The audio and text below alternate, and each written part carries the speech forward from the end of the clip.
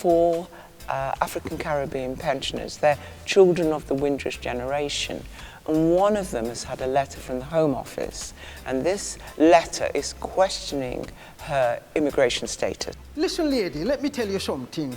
Not many people can actually say they come here on the famous HMS Empire Windrush. It's inspired by the true story of the Windrush scandal, which from 2012 to 2018 saw hundreds of people deported, detained or denied legal rights despite living here for decades. I spoke to them firsthand about their accounts. So that again gave me the impetus to sit down and write a show about it. It's been a real honour to kind of, highlight those real life stories. Those things have happened to those people. And there is so many industries that we've contributed to over these decades. So to take a day to honour the legacy of the Windrush generation is something I think is entirely deserving. The play ends its nationwide tour with a week of performances at the Anthony Burgess Foundation in Manchester, running until the 29th of June. Sam Taylor, ITV News, Manchester. Thing about comedy, because it's a very serious issue, life-threatening for lots of persons. They are destabilized, their families are uprooted and everything, and it's traumatic for some person. So tell us then about the show and what it's trying to capture. What is the essence about it in a way that will captivate persons and persons who are listening that will want to go and to actually see this theatre production? Yes, well, what's captivating about it is that it's courage under fire. Yes. Here are a group of people who are being challenged, and one of them, an elderly West Indian woman, raises the question, well, why don't we fight back? And her pals say to her, well, we can't fight a government. And she says, why not? We need to rally support. We need to get in the newspapers. We need to raise awareness. We need to call out to ethnic minorities everywhere. And, just ring the alarm, as I say, ring the alarm. Sound the alarm. Yeah, sound the alarm, and let's see how far it will take us. Let's get on the local radio. Let's unite the community. The strength in numbers. And so they start this fight back group, which they name the Windrush Warriors. And many wonderful things happen. In fact, one of the lines in the play is, good comes out of bad.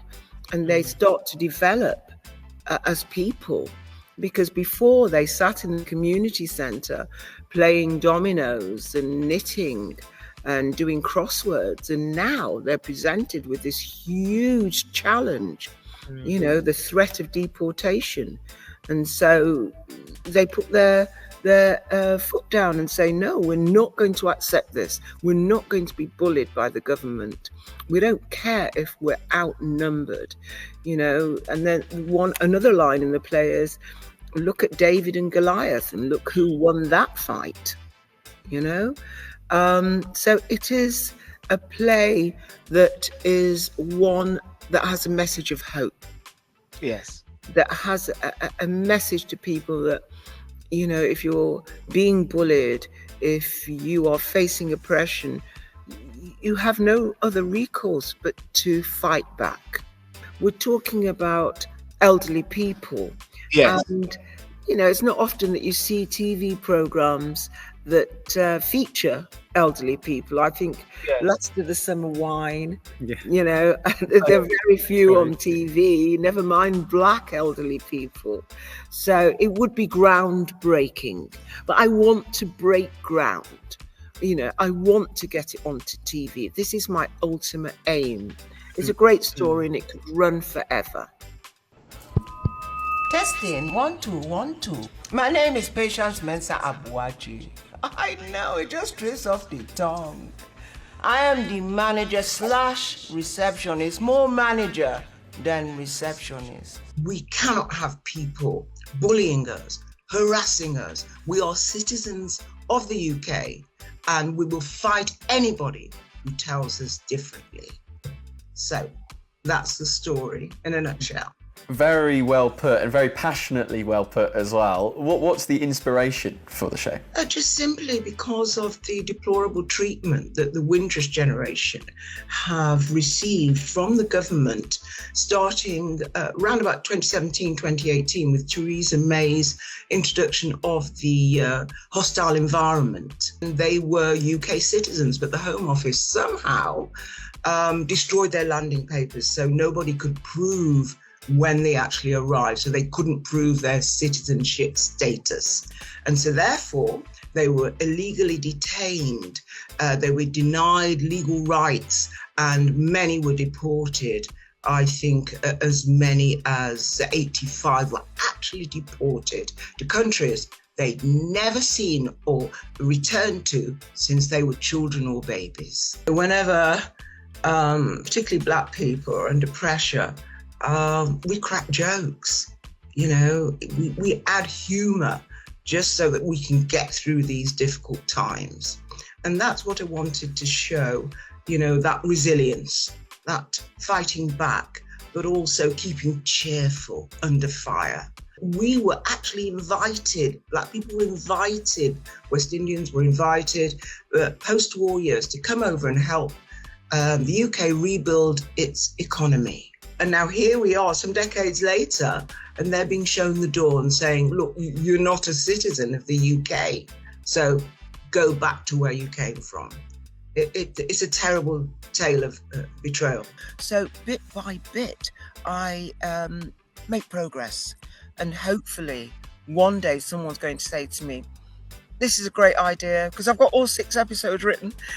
Come on, let's make a series, because that is my ultimate dream, Rudy, for the Windrush Warriors. Yeah, it's great because you do exemplify what we call that one blade of grass. Yes. The line, and eventually there's many blades of grass, but it takes that one to see the light, which is excellent.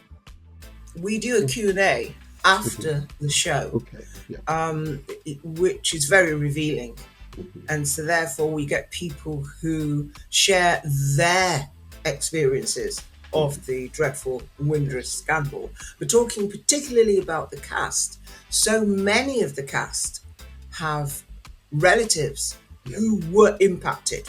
Yes. And so therefore that gave them the impetus when they saw the call out for actors to say, hey, I know about this, and I know about this from a personal standpoint, and I want to be part of this show. Good. And that's good to hear. Good to hear. Yeah, good to hear. And are you finding that there are still many, and I suggest there could still be many, who have yet to come forward and declare that I am being affected by this scandal? Are you revealing those who have not yet come forward as a result of this play feel that they must now come forward? Yes, I mean, that is where we know that we're being successful. Yes. Because we're also now on the prestigious university circuit, which means that we are commissioned by universities, Manchester University and Preston UCLan University, and we put our shows on there, and people afterwards in the Q&A disclosed, shared with us that they had been targeted by the Home Office and really didn't know what to do and didn't have the resources, the funds to fight the government. And it's a heartbreaking story, really. And it's fantastic that the show can therefore shed light on this absolutely deplorable, dreadful scandal that people had to live through. We're living through it now. It's not over yet.